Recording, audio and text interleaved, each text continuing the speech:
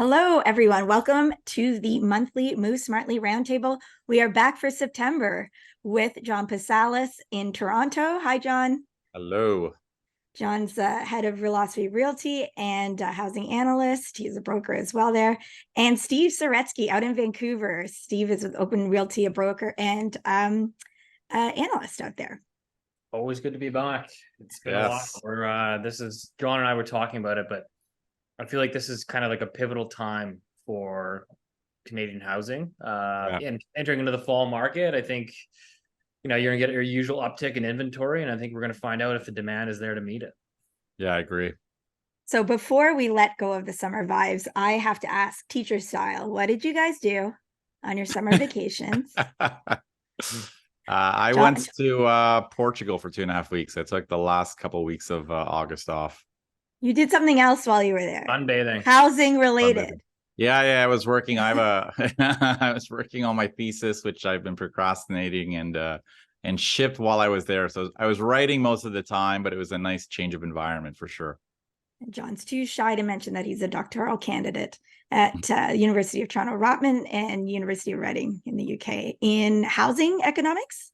It's a business degree, but my research is in housing, Toronto housing specifically. Surprise, surprise. Right. So you don't understand the point of summer vacation, clearly. No, clearly not. Got it. Not.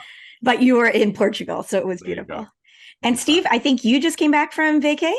I can't top that. And I've just been bouncing around mostly locally, obviously in BC and Vancouver here. It's the only time of the year that it's absolutely stunning. So you don't really want to leave. So just kind of bounced around BC most of the summer and tried to keep my foot on the gas pedal here because you never know when the market is going to slow further.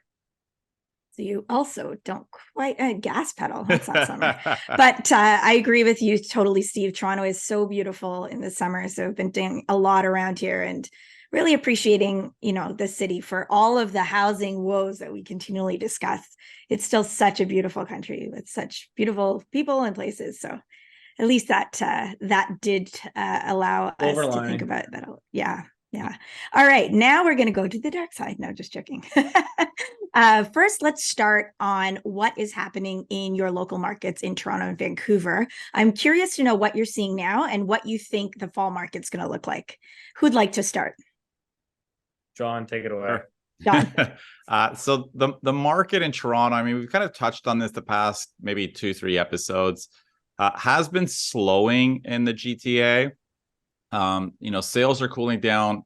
Listings are kind of performing better than they were, 4 or 5 months ago. And what we're seeing is inventory start to increase. I think maybe 4 months ago, we had like just over a month of inventory in the GTA for low-rise houses. And now we're about 3 months for houses and 3.5 months for condos. So this is a sign of a market basically that is kind of hitting the brakes, slowing down. In terms of prices, basically what has happened is we're kind of at a level that we were last fall. So, in 2022, prices peaked maybe in February of 2022, then they fell. And then from this last summer till like the end of 2022, they kind of flatlined. And then we saw this run up in prices during the start of 2023.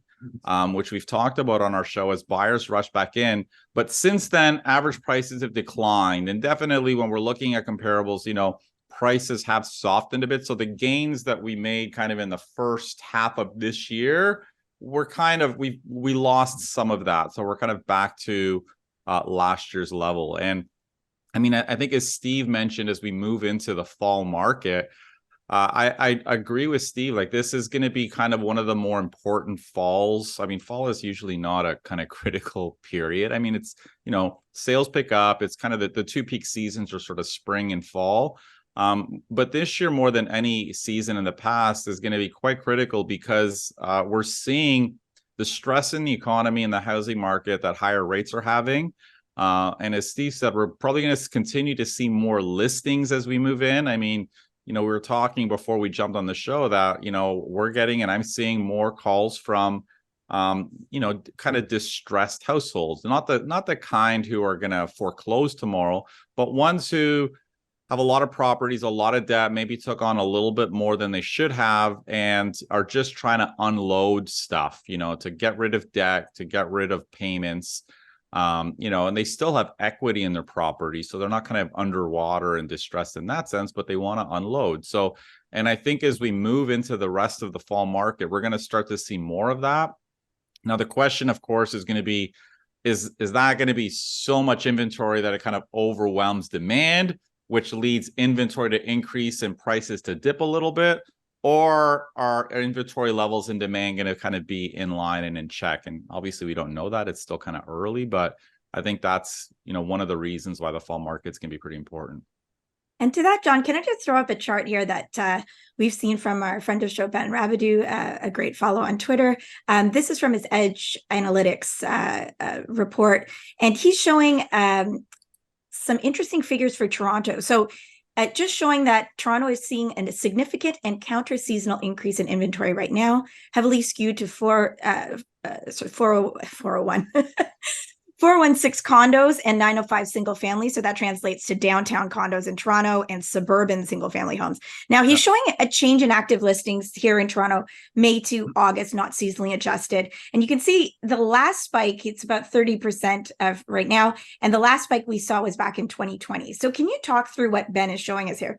Yeah. So basically what Ben is saying, he said, okay, let's look at the number of active listings we typically see on the market in May, right?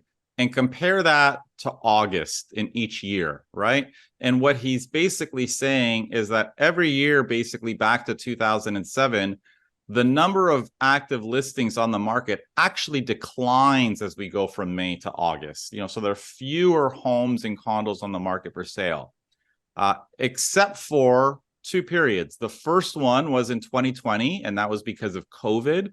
And then the second period that actually saw an increase is this year, where the number of active listings between May and August has actually increased. And that's, kind of consistent with the trends that we've been talking about. Months of inventory increasing, active listings increasing as we're moving into the fall market, which is contributing to the market slowing down. So he's right. Yeah. The question is now, will the demand get, come to a standstill like we saw for a bit of COVID? Or exactly. Do you imagine? But then we remember after the initial standstill, actually people jumped right back into the market. Yeah, I mean the difference now. Sorry, interest rates is 6+ % mortgage interest rates, right? And that's impacting who can even afford to buy a home. Yep. And that's and certainly there are going to be buyers out there, but how many, and is it going to be enough? And Steve, the same question to you out in Vancouver. What are you seeing now, and what are you thinking about for the fall market? Is it a similar story? I know actually you did start out saying the same. Yeah, pretty similar. I think these markets tend to move somewhat in tandem. I don't know if it's as soft as the GTA, but if you look at sales, you look at new listings, nothing exciting to write home about. There's no 20-year lows in any category, but both below like long-term 10-year averages, so kind of middle of the range. So slow on the sales side, slow on the listing side. Months of inventory is slowly starting to creep up. So you're seeing a bit of downwards pressure on pricing. I mean, that's also fairly typical for summer months. So it's much too soon to draw like drastic conclusions. But I think the reality is like John's point, right? I mean, 6% mortgage rates, the higher that we stay at those levels, the more downwards pressure I think we're going to have on prices over time. And so the next real test for the housing market, I think, is again in the fall as we get more listings coming to market. That's gonna put inventory on the market, and is the demand there to meet it? I think we saw in the summer, we certainly saw quite a few buyers that were pulling the trigger because they knew they had mortgage rate holds that were expiring. 3-year fixed rate at 4.99, not bad in today's context when you're looking at 6.2, 6.3, 6.4. And so people were saying, you know what, like, I want to move. I made the decision to move. I got to do it. I'm going to try to do it in this timeline. And so again, I think that was a little bit of a support for the market. And so it'll be interesting to sort of see as these rate holds, expire and people are now at 6+. And as we get more listings coming to market, I don't think it's a great setup for home values. But there's things, things can be unpredictable at times. All right. So on the subject of rates, we just saw the Bank of Canada hold on its policy rate at 5%, while the bank governor, Tiff Macklem, indicated that future hikes may be warranted.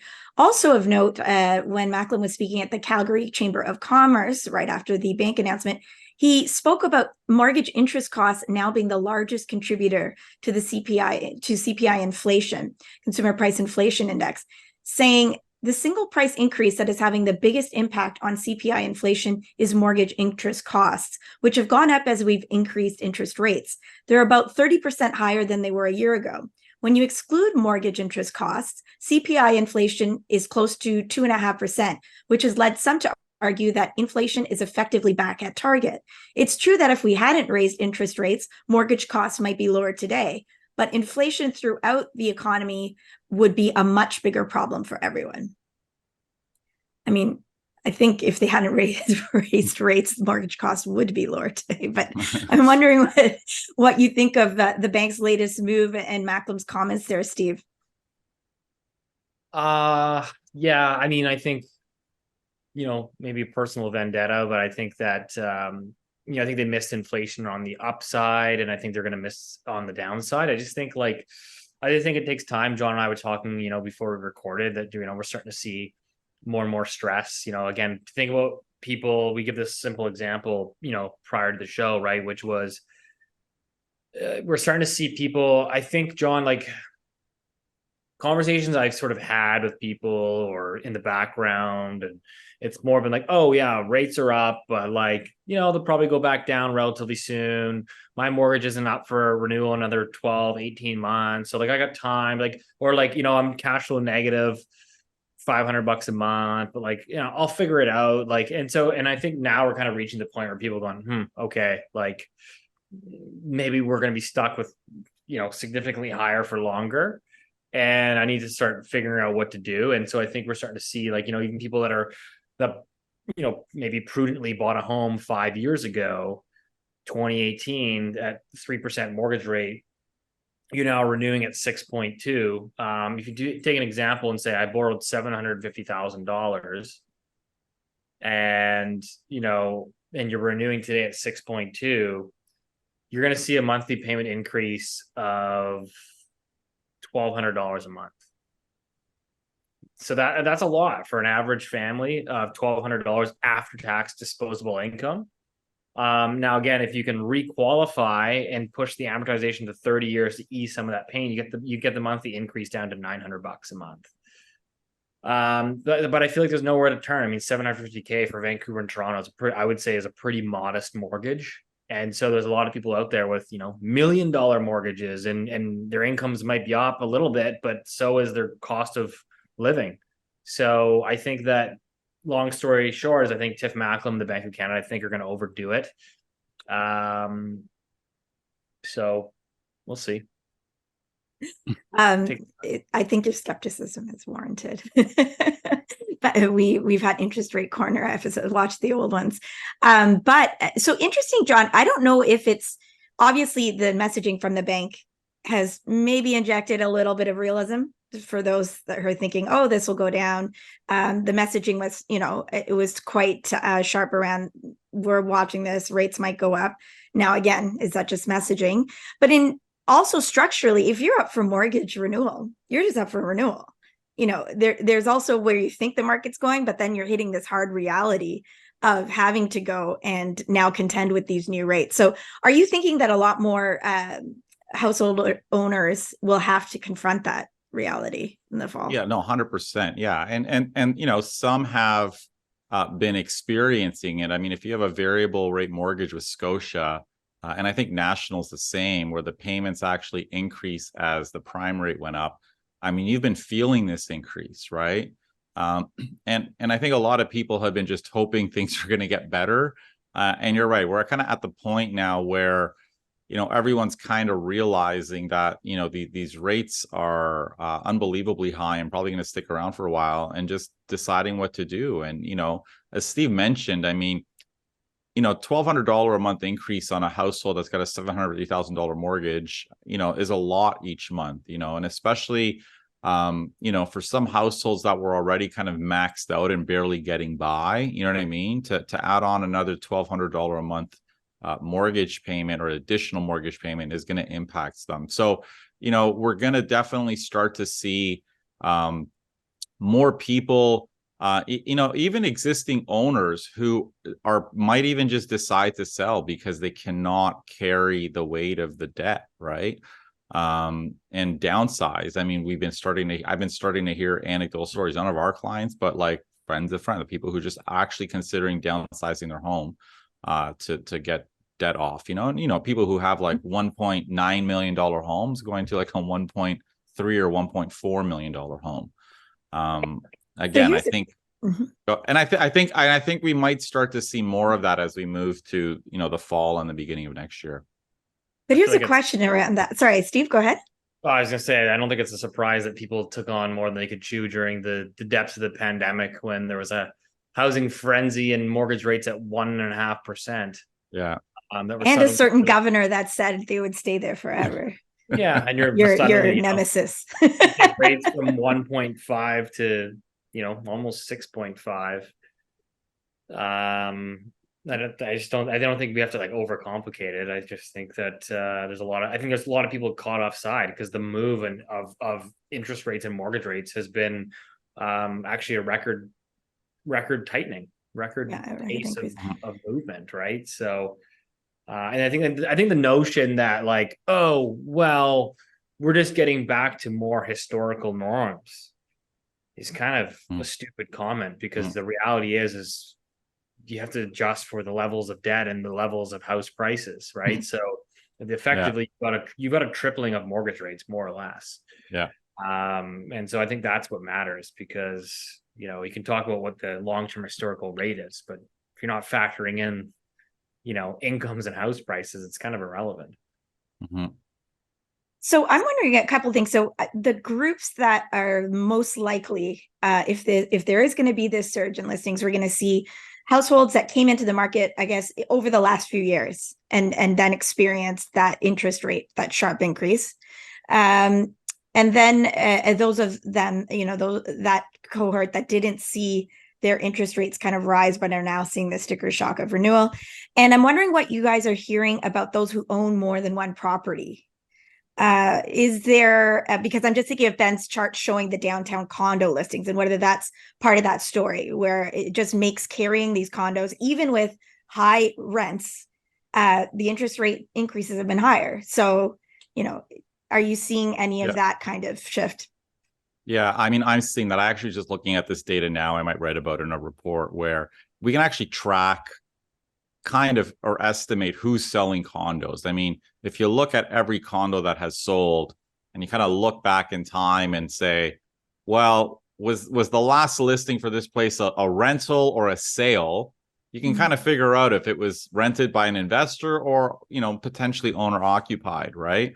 Because if the last listing was a rental listing, it tells you that it was, owned by investors renting it out. And what we're seeing when you look at the data is definitely a much bigger increase in the number of investors who have been selling condos over the past, say, 3-4 months, rather than end users. Like if you compare it to historical norms, I can't remember off the top of my head what the numbers are. Yeah, but it's the investors who are listing at a faster rate than end users. Yeah. And where would end users go with these like crazy prices and interest? People are not upsizing, I'm guessing, a lot right now, right? Exactly. We're getting into the home of their dreams. Steve, are you seeing that, hearing from, one segment over another a little bit more frequently? Yeah, definitely seeing that. It's just like, I think the biggest challenge, like even if you bought a unit, like I've had several of these conversations in the last couple of weeks, is even if you bought a unit like more at a more reasonable cost, and you rented it out like 5, 6, 7 years ago, you bought it much lower prices, but like your mortgage rate's gone up so much, and the reality is like in BC, I know on parts of Ontario like this, is like you can't really raise the rent. Like you can raise it 2% a year, even on new construction buildings, and so like you're not able to pass through those costs to the tenant. So you're almost like forced to sell. Like you either end up eating like a negative cash flow position, or like you basically have to sell or find a way to like more or less illegally kick the tenant out. And so I'm having a lot more of those conversations of like, hey, what do I do? And I'm like, well, listen, I mean, like this is, so we're seeing a lot of landlords going to the tenants and renegotiating and saying, listen, I know I'm only allowed to raise your rent 2%. That's the legal requirement, but I have two options. I'm losing, whatever it is, $500,000 a month. And so I'm either going to move into it legally and live in it for 6 months so I can get you out, or I'm going to put it on the market and sell. And in which case it's probably going to sell to an end user and you're going to get the boot. So what do you want to do? The government says I can raise it by $100. I need 500. And so we're actually seeing a lot of circumstances with the tenants going, yeah, you know what? That seems actually kind of fair, because even if you raise it $500, I'm actually probably still below quote unquote market rents. Market rent. So we're seeing a lot of those conversations happening. And then others people that are just saying, you know what, just sell. And so I think that the pressure on the sell side, I think, is going to be more from the investors. Mm-hmm. Yeah. And the third option, of course, is, and we've seen this in Toronto for the buildings that are not covered by rent control. There was a headline, I think Two Sisters facing a really crazy rent increase. I don't know, John, if you remember it. It was like $7,500 or something. $7,500 bucks. You just wanted to kick them out. So, but again, I mean, it's interesting what Steve's talking about, negotiation. That's interesting. I'm not sure whether renters want to be helpful. They can. And again, the question will start to come around, what is the ceiling on the rents that people can pay?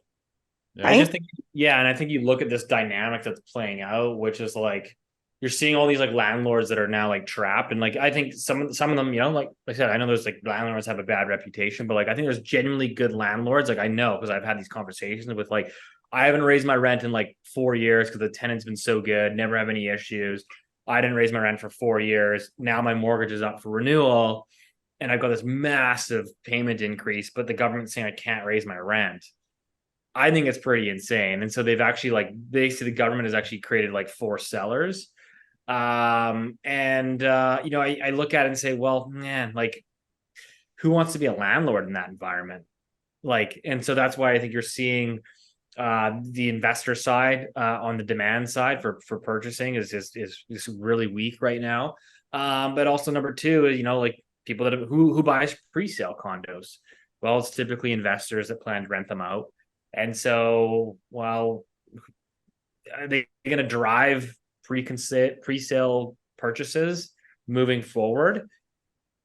That's a critical element to getting supply onto the market, whether you like it or not. That's typically how our system in Canada works. And so I think we're obviously seeing a huge drop off in housing starts. I think it's all correlated. All correlate. Yeah. I mean, and just to add another perspective to this, I've heard landlords say, I'm stretched. I am held to this increase. I know that they have equity in their properties for 10, 15 years. Mm-hmm. So there's, I'm kind of wondering about the margins. Like, I feel like this is a margin problem.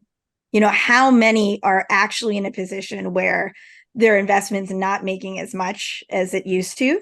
Mm-hmm. But they've got so much equity in it. It's, your portfolio is taking a hit, right? For sure. So I suppose it's hard, for some people, it's obviously hard to sympathize, totally get it. So for a lot of investors, it's like, hey, listen, take your couple $100,000 profit and move on and exit. Obviously there's a lot of people that I think there's a lot of investors out there that get looped into they're all speculators. I think there are a lot of long-term buy and hold and rent into perpetuity investors, mm-hmm. and they're almost being forced out of the system, so to speak, because it's just not palpable. It is what it is. So again, it's not to cry for landlords. I'm just looking at it. Yeah, no, for sure, Steve. It's just more conceptual for me. Is it fair to think about somebody who has a property portfolio that they've had equity in it for a long time as them taking a hit like you would in a stock market, rather than this other segment that's having a real problem even hanging on and will need to exit? Is that, because I think that's the one thing that's unclear. Like if you have a lot of equity in your properties, do you refinance under these circumstances?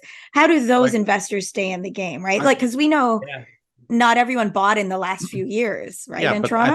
I think it depends on the type of investor. If you're a conservative investor who bought a condo 10, 15 years ago or two, and that's all you have, then you're not going to have issues because you have tons of equity, right? The people who have issues are the ones who refinance that property and bought another, and then 4 years later refinance again, bought another. So each of their properties are actually maxed out on 80% loan to value based on the recent valuations, right? And if that's what you're doing, the numbers don't work for you. The second you have to renew, you're like going to be bleeding cash, right?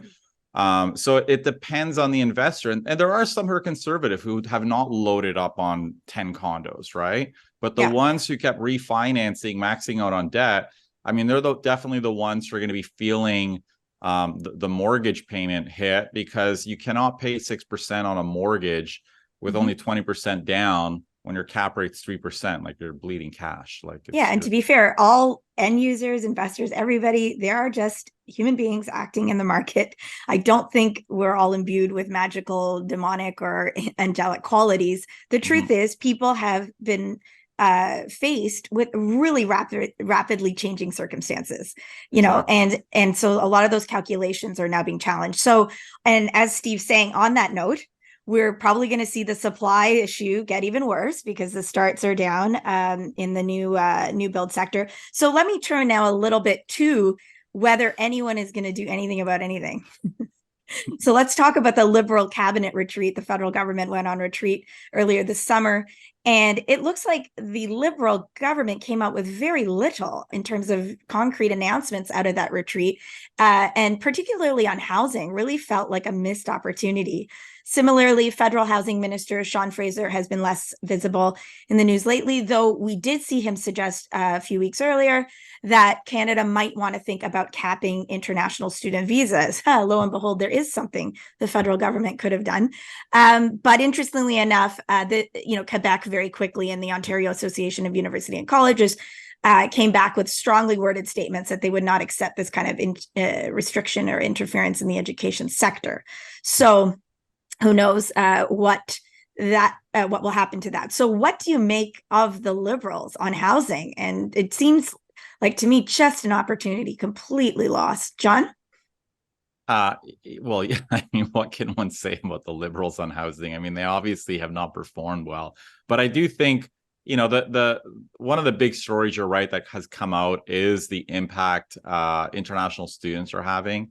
I mean, and it's quite interesting. I mean, for quite some time, at least on Twitter, I've been writing about this, and, my underlying point has always been, you cannot grow your population faster than your ability to build homes, or you're just going to kill housing costs, and in particular, lower income households more than anything, especially when it's students. And the challenge has been, when you make these arguments in Canada, you have all these housing advocates come out and say, well, that is just xenophobic. You're blaming the students, which is obviously a ridiculous comment. I mean, I would never blame the students. I mean, my parents were penniless immigrants. I'm never going to blame anyone who wants to move here for a better life. But the fact is, you have our provincial and federal governments driving up these international student visas without really caring where people are going to live. And now you have in North Bay students living in tents because there's no housing. And my feeling is this is like a political scandal. It does not smell right to me. International visas have gone from 200,000 per year to 900 in under a decade. These colleges are making billions of dollars. And it's really on the backs of these students who are paying these crazy fees, have nowhere to live.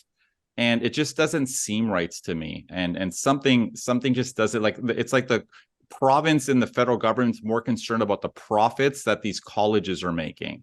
Without a doubt. Yeah. And for a bit of jurisdictional corner, John, I feel, and doing some of the reading, the government, they have definitely targeted, for example, temporary workers and upping lots of classes. But here it seems like the Canada rubber stamps a lot of the student visa applications that the colleges and universities are tending towards them. There's absolutely been a dereliction of duty. The quality of the kind of degrees, especially coming out of some of these private associations, institutions, are extremely suspect in Ontario. So a lot of them are coming, I'm not sure if it's the same in BC, Steve, but they're coming from, honestly, colleges you do not recognize. I have friends and family reaching out to my family going, oh, so-and-so's coming for this. And we're like, where is that? What is that? Will that get you anything? So it seems like a real, to me, I agree, it doesn't smell right. I really think this is a federal provincial issue where the financial stake of the provincial economies that are relying on this expansion of education is going to be one of the biggest, dare I say it, a Ponzi scheme, similar to the housing Ponzi scheme. Maybe Canada has too. Anyway, that's my little interruption corner. Steve, what do you make of Liberals and this international student, whether you expect to see anything happening? Well, I guess it turns out we've been undercounting by 1 million people too. Oh yeah, that's another. Which is a small rounding error. Yeah, I mean, I don't know. I've had conversations off air with people that run immigration firms. I've had economists from Ottawa email me that off the record that want to be talked about and mentioned. And I think everybody kind of knows it's a scam. It's people are being taken advantage of. It's money. I mean, Canada is known for having, monopolies, and I think that ultimately it's the government's kind of turning a blind eye to that. And obviously it's exacerbating a housing crisis, which we've known this for years, right? I mean, and I think Ben Rabideau, has probably been one of the most vocal people in this for years. John and I, we've been talking about it for a while as well, but I don't know, where was the media? It's only in the last 2 months, 3 months that suddenly all these news articles are being written, which has actually forced and prompted the government to actually come out vocally and publicly and to say something, because the media is finally putting pressure on them and their polling numbers are terrible. It's kind of a sad state of affairs, because I mean, I think that's part of independent journalism is to be digging into these things, and it's been a problem for a while, but we're only starting to see it now.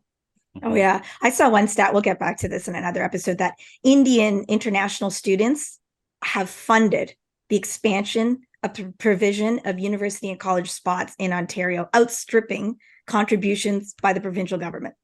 Yeah, that's crazy. So amazing. Great. Nothing bad's going to happen with that. And it seems to me we kind of did what we did with foreign investors in condos. We'll just get all their money. They'll expand our housing supply. What could possibly go wrong, right? Yeah. And it seems like somewhere along the line, this started slipping into education sector. So I'm calling it something. I agree, something doesn't smell right, but it's just, it's jurisdictional. We got to get more comfortable with getting under the jurisdictional hood, because I feel like everybody is able to be like, it was him, it was him, it was her, it was that guy.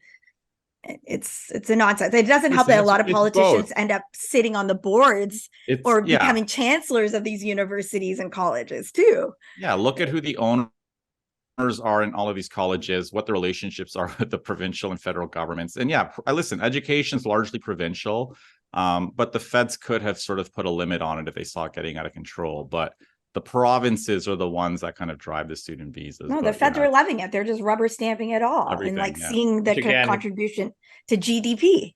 Yeah, I think it comes full circle and just kind of shows you how complicated the housing crisis is here. There's so many facets that are going into it. Obviously, cheap and abundant credit over the years, a lack of underbuilding, an abuse of permanent residency and international students.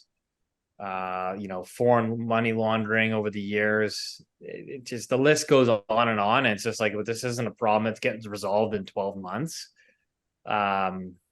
It's a pretty sad state of affairs. Yeah. It's just the complexity gives room for a lot of people to do nothing and at the worst be on the take. But let's talk about someone else, Pierre Pollievre. Let's give credit. who maybe has done better on the housing in that same period. Federal PC government latest poll by Abacus showing overtaking the Liberals in popularity almost across the country, and most interestingly, amongst millennials. So even the Abacuses head David Coletto expressed shock that younger voters would be flocking to the PC party. That's not something you really see in such numbers. But Sabrina Maddow writes a lot about housing of the National Post, noted that she has long said this was possible. So her tweet here, I did tell people this would happen a few years ago if Conservatives capitalized on housing and gave voice to young Canadians. And yes, people did say I was nuts. So, numbers look pretty good. And I think, there is a shift here. Steve, are you feeling this shift in voter sentiment in Vancouver amongst those you hear from, willingness to go PC? I just think that people are, as much like do our best to keep the politics out of it. But like, I just think people are tired. And this is not just, a thing of the Liberals. I think is in general, like, you're in power for, what is it? Was he 9 years now? Since 2015? Yeah, coming up. So I think just people get tired. I think the performance kind of speaks for itself. You look at real GDP per capita, it's gone nowhere for 7 years now. People, I think in general, if you ask people today, I think a lot of people are worse off. And so, cost of housing, cost of living, I think people are just looking for change. And, I'll give the Conservatives some credit. I think they've done a really good job on the social media and campaign file. I think they've hit a lot of the talking points that people are really concerned about. But I think ultimately, just in general, I think maybe people that would normally support the Liberal Party, I think they're tired. Yeah. John, are you seeing more people willing to consider the PC party in Toronto? And specifically, is it housing that's driving them to maybe even consider a party they wouldn't? Yeah, I think I agree with Steve. Even with, people who are traditional liberal voters, I think it's the same thing. It's like kind of getting tired of the party. And certainly if you are, whether you're renting or trying to buy a home, the record is not great. And I think, Pierre, his messaging has been stronger lately. I think he has the benefit of the fact that he hasn't been in office for 9 years, obviously. Like right now, I feel like it doesn't matter what the Liberals say. Like, part of it is like, it doesn't matter what they come out and say and they do, because it's only the record that matters, right?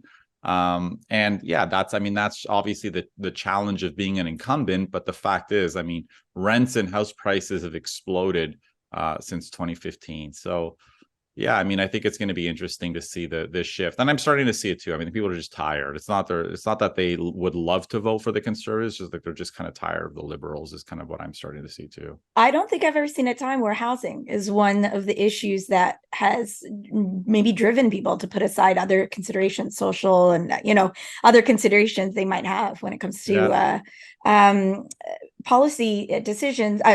Political party decisions. I think that's a definition of a crisis, and I think it's finally hitting.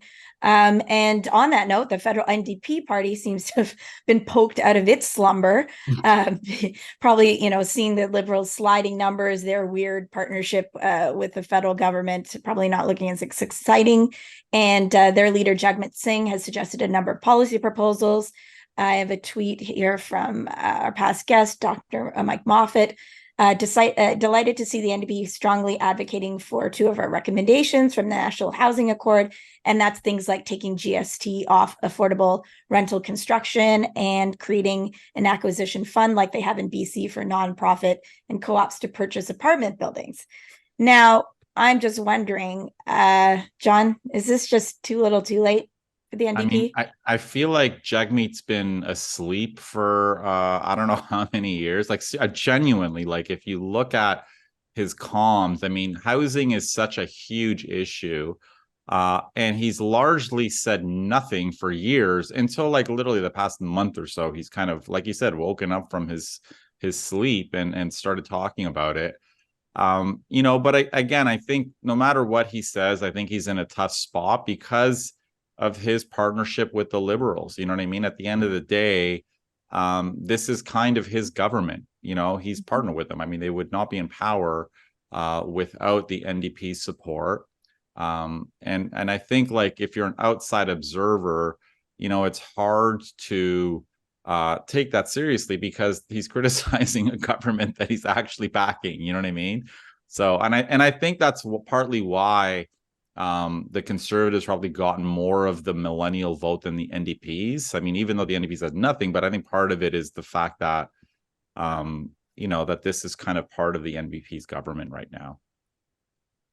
Steve, I know BC has had more I mean, NDP governments than we've actually been used to out here in the provincial level. So. Yeah, but like the BC NDP is more like, I'd consider them more like liberals. Like they're not like that far left, to be honest. And like the liberals that were in power in BC for, I don't know what it was, 16 years, I would argue they're actually more like the Conservative Party. So it's funny, like they're now all like changed. The BC Liberals here have actually just changed their name to I don't even know what they're called anymore. Oh, everyone's changing their names and logos too, by the way. Yeah, so everybody, I mean, you can see all like the political fractions that have happened. But everybody's been sort of mingling in housing for the last 7-8 years, trying to fix it and trying to make it a little bit better. New tax, new ban of some sort, all these regulations that have come out, and things just continue to get worse. And again, like even with house prices coming down, and I think they're probably going to come down further here over the next 12 months, I'm struggling to see how it's still going to be really unaffordable. And the rental market, John, I'm really curious moving forward is like the volatility in the rental market, I think is going to be really interesting. Because like you think about all these people that like, again, we talked about investors that are struggling with cash flows. Okay, well, they're going to sell. They're probably going to sell to an end user. That tenant's going to get kicked out. People that are just, I can't afford my renewal. I'm going to sell and go rent. Okay, there's more pressure in the rental market. Like we've still got really high immigration. So I think the rental market is interesting to see how well it's performing. If you actually look at the US, there's some good charts circling online, but the rents in the US in a lot of markets are actually declining year over year. Really? Canada, right? I mean, rents are still ripping, and I think it's just because all the things that we just talked about. Well, all the non-permanent residences we're not counting, and the international students, which I wonder sometimes, will condo investors turn out to be a lobby for international student visas remaining at a high? Probably. Because, what's going to happen if you shift that calculus? Yeah, right? Sure. Because in Toronto, wealthier students have been part of the rental story. Yeah, but right? I don't even think I think the international student thing's not so much wealthy downtown Toronto students. It's actually the renters. Yeah, for renters. I think it's actually smaller towns, these smaller colleges. Do you know what I mean? It's like, obviously there's going to be some international students at U of T and whatever, yes. But I don't think that's the biggest narrative. I think and those buyers would be buying anyway. Yeah. Those investors, even if their kid could go to U of T and they've bought a condo or a house, they probably would be looking to make the investment. So, but what you're saying is that in these other smaller towns, the international impact of students, Dr. Mike Moffat's written so well on this, is just, it's crazy. Yeah. I wanted to whip through one more issue. Forgot what Steve was just mentioning. Steve, your last point there on the rental volatility. Yeah. It'll be interesting. You're right. If we see more investors sell downtown condos, obviously that's going to take inventory out, could put pressure on prices, resale prices down. If you see a lot of condo listings, it could kind of put pressure on rents up. So it is going to be an interesting next 3-4 months to see how that all plays out. Weird anecdotal thing. I walk by a condo all the time in my neighborhood here in Leslieville in Toronto. I've noticed a much more publicly accessible sales office opening. And I'm not sure if this is like held back inventory. This building's like about to complete. But probably, it's funny that normally you would have seen that happen while you're trying to sell at a building. I wonder if fortunes changed, Maybe. And so, So anyway, we'll see. We'll see. Sorry, Steve. Yeah, I'm just looking ahead here. Like, I think like one of the things, and, we talked about like the politics and stuff of it, like looking at the polls, like I'm curious to see, I think without Tiff Macklem saying it very, very bluntly, like the Bank of Canada knows and wants and needs job losses. Obviously, that's not what the federal government or the provincial governments, for that matter, want.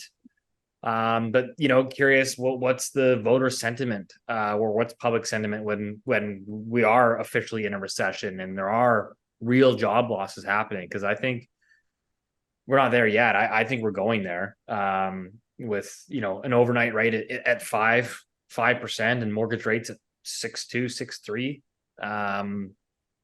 I think it's coming. Yeah, I don't think you have to be a very courageous person to bet on a change at the federal level politically. And on that note, the NDP, I've always thought, John, the bet that Jagmeet and Steve, that Jagmeet Singh made was, oh, we're going to change from the inside by partnering with the Liberals.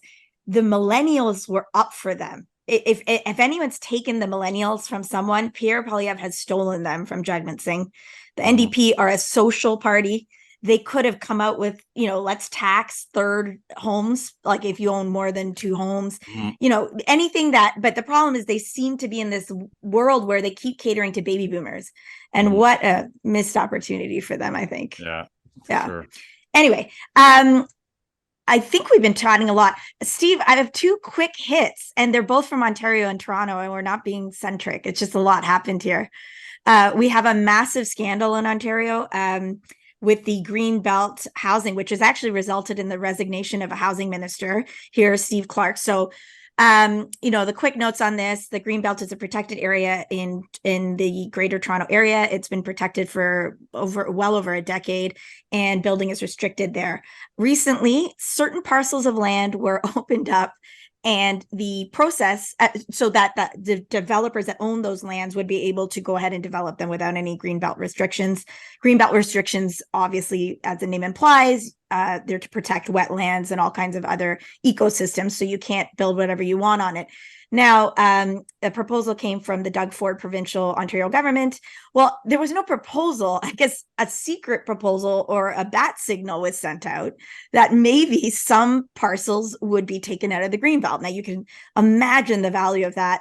The Auditor General of Ontario has pinned that $8 billion of land that has been worth of land that has been involved in this scandal. Basically, a very opaque process meant that, they're saying it was just the chief of staff of the housing minister, Steve Clark, that just kind of rubber stamped 14 of the 15 parcels based on some information packets he was getting. I'm told they were very thick. Yeah. I'm not sure what was in them. I think it's a coincidence that many of them were probably, I think, Doug Ford's daughter's stag and doe. So a scandal. He's finally resigned. The incoming housing minister then comes in last week and says, and I'm just wondering what you think of his proposals here. Let me get his name right. Paul Calandra. So he comes in and immediately says, okay, to be fair, we're going to review the entire Greenbelt and see if amongst all of it, what needs to be opened up. So, of course, this is, very interesting. They're going to impose a use it or lose it policy for developers. Yeah, okay. Give me a speculation penalties, increase in non-resident speculation tax, and put developers on notice. Yeah, okay. This is all nonsense. This is just like tough talk to make it sound like they're very serious about housing. Use it or lose what? Like anyways, this is the provincial government's a complete scandal. It's ridiculous that they opened it up. And obviously it's just done to profit Dougie Ford's friends that are developers. So anyhow, completely ridiculous. Steve, have you followed this at all from Vancouver? To be honest, not that closely. I'm familiar with it, but kind of out of my wheelhouse. It sounds like there's some backdoor games being played, which is let's be honest, pretty typical for a lot of the big developers. Right. Not surprising. You gotta know someone to grease the wheels, and that's 100%. The reality is, I think, in business, and again, I'm not advocating for it, but it's always about who do you know, and I think money talks, and I think that private developers with a ton of money, you can buy political influence, and I think this is like case in point. I think it's a lot of the issues in Canada that we're seeing. We talked earlier about private colleges. Same dynamic. Yeah. And I like what you said. I also agree with your point that Canada is like a place of monopolies. Like we just don't question a lot. We have this I don't know if it's because we were a British colony, but like this order respect where we just respect, and we don't, we don't look under the hood of these things. So the only good thing about this is maybe in Ontario, we know this has been a big contentious thing for a long time. Maybe this is, woken some of us up. So we'll see what happens. Last quick hit in Toronto again, but wondering what you think as well, Steve. Is there a new tax on mansions coming? So a proposal going to Toronto Council to deal with the fact that the city of Toronto, it has a massive budget shortfall. It can never make ends meet, and the gaps increase more and more every year. So the thought is to increase taxes on so-called mansions. Other proposals are to introduce a municipal sales tax. So everything, it seems, but actually increasing Toronto property taxes, which are amongst the lowest, if not the lowest, in the Greater Toronto area. John, you tweeted that rather than raising in property taxes by an average of $25 per household, Olivia Chow, the mayor of Toronto, is introducing a mansion tax, an additional land transfer tax as high as 7.5% on homes above $3 million. So completely you've expressed idiotic. frustration. It's so terrible. This is from the group who thinks let's just tax the rich. It's all great.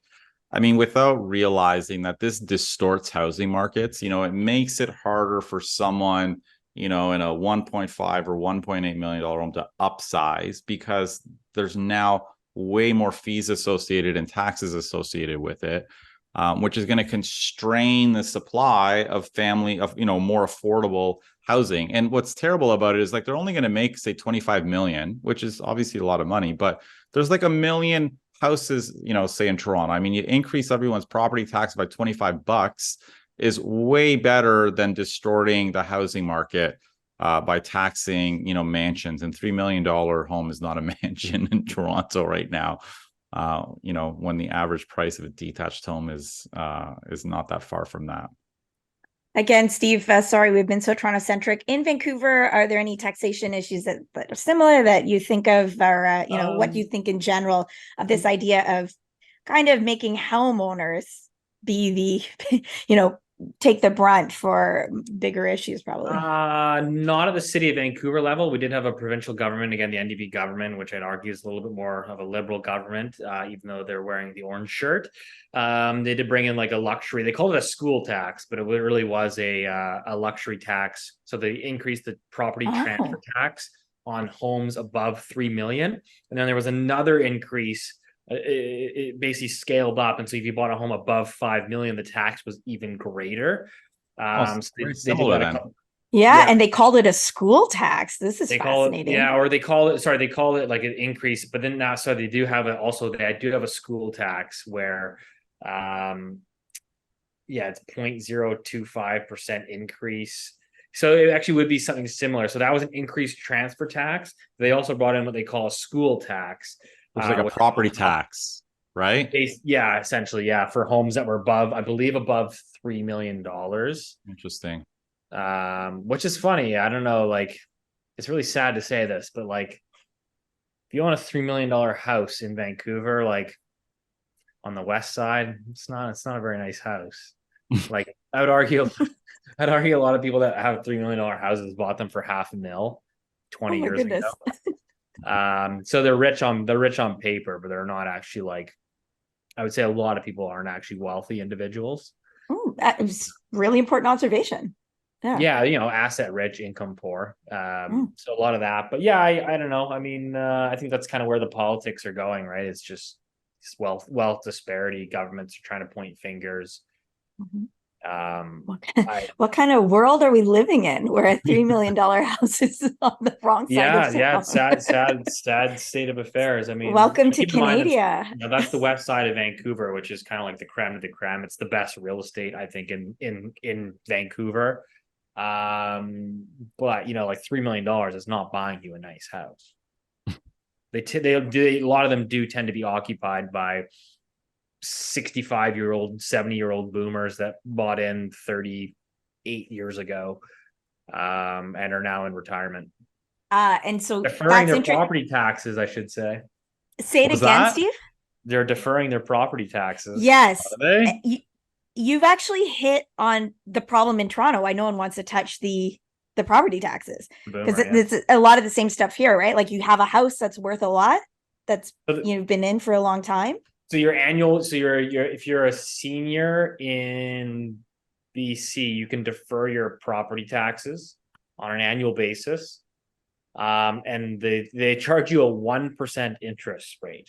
Oh my God, really? Which is insane. So it's like it's a free subsidy at the end of the day. Yeah. So it discourages, older boomers, retirees to basically just downsize and live. It discourages them from downsizing. They may as well just like sort of age into their property. And so that's ultimately what's happened. And so these houses don't get redeveloped or densified because they get a freebie. That's similar That's than actually here. pretty wild. That's like the cheapest debt you're gonna get, 1%, eh? Yeah, it's always been one, and they haven't changed it. So again, taxpayers have been subsidizing. I think it's an insane program.